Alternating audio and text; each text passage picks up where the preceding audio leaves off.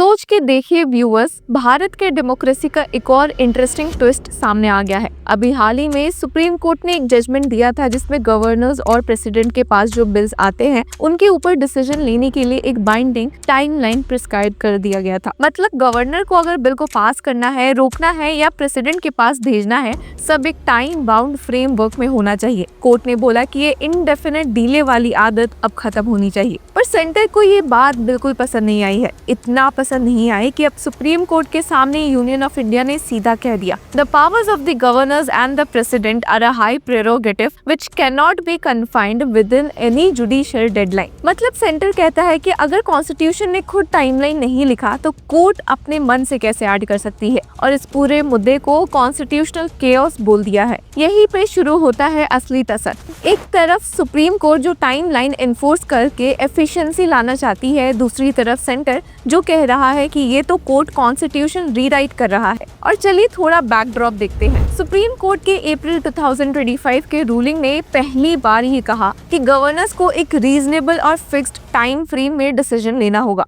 और जब bill president के पास भेजा जाता है तो वहाँ भी आउटर लिमिट होना चाहिए। मतलब इनडेफिनिट पेंडिंग का जमाना गया। लेकिन इस रूलिंग के बाद सेंटर ने कंसर्न उठाया कि कोर्ट अपनी बाउंड्री क्रॉस कर रही है, और तभी प्रेसिडेंट डॉक्टर द्रौपदी मुर्मू ने आर्टिकल 143 सबसेक्शन 1 का इस्तेमाल करके एक प्रेसिडेंशियल रेफरेंस सुप्रीम कोर्ट को भेज दिया। एक तरह से पूछा कि can the court really impose such timelines. और अब इस केस की सुनवाई एक कॉन्स्टिट्यूशन बेंच करेगी जिसमें chief justice of India B R Gavai, justice Suryakant, justice Vikram Nath, justice P S Narasimha and justice Atul S Chandurkar बैठे होंगे। हियरिंग 19 अगस्त से शुरू हो रही है। पर असली मसला आया सेंटर के रिटर्न सबमिशन में जो सॉलिसिटर जनरल तुषार मेहता ने दी, और ये नोट एकदम गुस्सा दिखाता है। एक तरफ सुप्रीम कोर्ट को वार्निंग टाइप के टोन देता है, constitutional supremacy is there, no judicial supremacy. मतलब सुप्रीम कोर्ट अपने पावर्स को एक्सटेंड नहीं कर सकता। अब सेंटर ने अपने सबमिशंस में 10 की पॉइंट्स रखे हैं जो इस पूरे मुद्दे को समझने के लिए क्रूशियल है। एक एक करके उनको इंगेजिंग तरीके से चलिए देखते हैं। पहला, constitutional supremacy not judicial supremacy. अब सेंटर का कहना है कि देश में अल्टीमेट बॉस कॉन्स्टिट्यूशन है, ना कि सुप्रीम कोर्ट,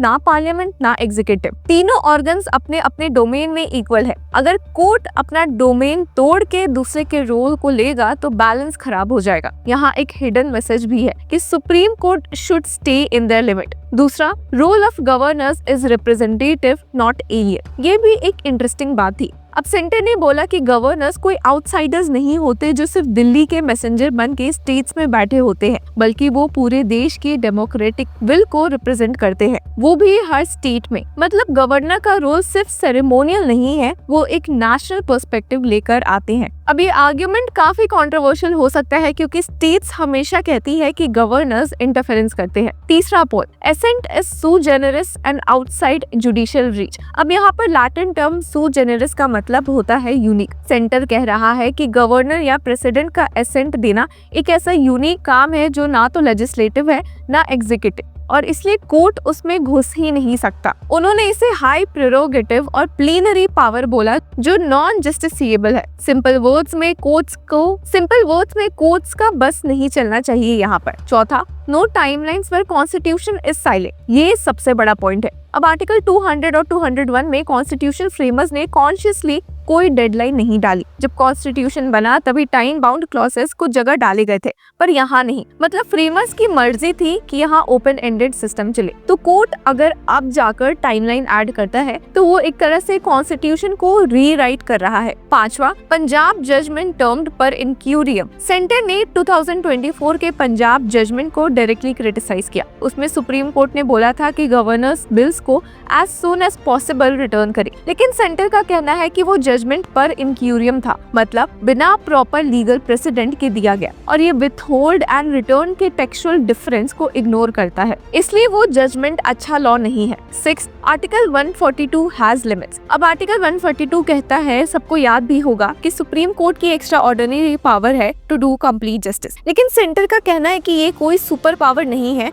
जो कॉन्स्टिट्यूशन के टेक्स्ट को तोड़ दे। मतलब आर्टिकल 142 से कोर्ट कॉन्स्टिट्यूशनल डिजाइन को ओवरराइड नहीं कर सकता। यहाँ एक क्लियर मैसेज था कि अब बस इस आर्टिकल के पीछे कोर्ट छुपना बंद करे। 7, governors can act in discretion. एक और बोल्ड सबमिशन ये था कि गवर्नर आर्टिकल 200 के अंडर अपना डिस्क्रिप्शन यूज कर सकते हैं और उनको हमेशा स्टेट कैबिनेट के एड एंड एडवाइस की जरूरत नहीं है। मतलब गवर्नर चाहे तो अपना इंडिपेंडेंट माइंड भी लगा सकते हैं। अब ये आर्गुमेंट स्टेट गवर्नमेंट्स के लिए एकदम रेड फ्लैग है, क्योंकि वो हमेशा कहती है कि governor should be bound by advice. 8 point commission reports do not control interpretation. अब काफी लोग सरकारिया कमीशन, पुच्ची कमीशन के रिपोर्ट्स को कोट करते हैं जब गवर्नर और सेंटर स्टेट रिलेशंस की बात होती है, लेकिन सेंटर ने क्लियर बोल दिया कि ये सिर्फ रिकमेंडेशंस है। कॉन्स्टिट्यूशन का टेक्स्ट ही सुप्रीम होता है। मतलब कमीशंस की एडवाइस एक तरह का साइड नोट है, बाइंडिंग तो बिल्कुल नहीं। 9th article 361 immunity protects governors.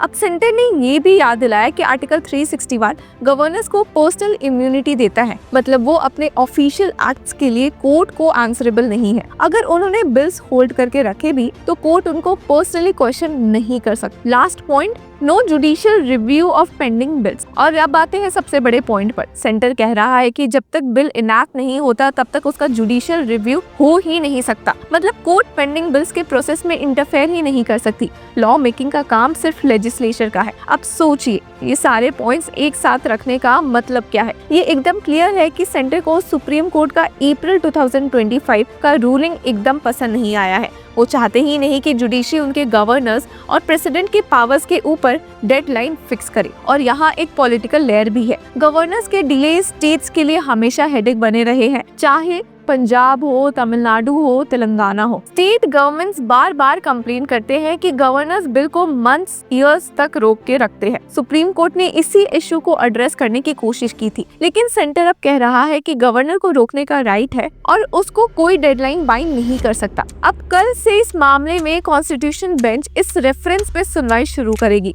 ये सुनवाई सिर्फ एक लीगल बैटल नहीं है, बल्कि एक बड़े कॉन्स्टिट्यूशनल टग ऑफ वॉर जैसी है, सुप्रीम कोर्ट वर्सेस सेंटर के बीच। क्या जुडिशरी अपनी जगह बनाए रखेगी और बोलेगी कि will the governors act on time और else democracy will be delayed, या फिर सेंटर का आर्गुमेंट जीतेगा कि the powers of the governor and president are sui generis, a unique function beyond the courts reach. एक और इंटरेस्टिंग एंगल ये है कि आर्टिकल 142 का यूज करके कोर्ट ने पहले भी कई ऐसे डायरेक्शंस दिए हैं जहां कॉन्स्टिट्यूशन साइलेंट था, लेकिन इस बार सेंटर अग्रेसिवली कह रहा है कि इनफ इज इनफ। तो व्यूअर्स, अब सबकी नजर 19 अगस्त की हियरिंग पर है। ये मैटर डिसाइड करेगा कि इंडिया का फेडरल स्ट्रक्चर किस डायरेक्शन में जाएगा। क्या गवर्नर को स्टेट्स में ज्यादा इंडिपेंडेंट और पावरफुल बनाया जाएगा, या उन्हें एक अकाउंटेबल फ्रेमवर्क के अंदर रखा जाएगा? तो आपको क्या लगता है, सुप्रीम कोर्ट की बात ज्यादा वैलिड है या सेंटर की? हमें कमेंट सेक्शन में जरूर बताएं और तब तक के लिए कीप फॉलोइंग लॉ चक्रा।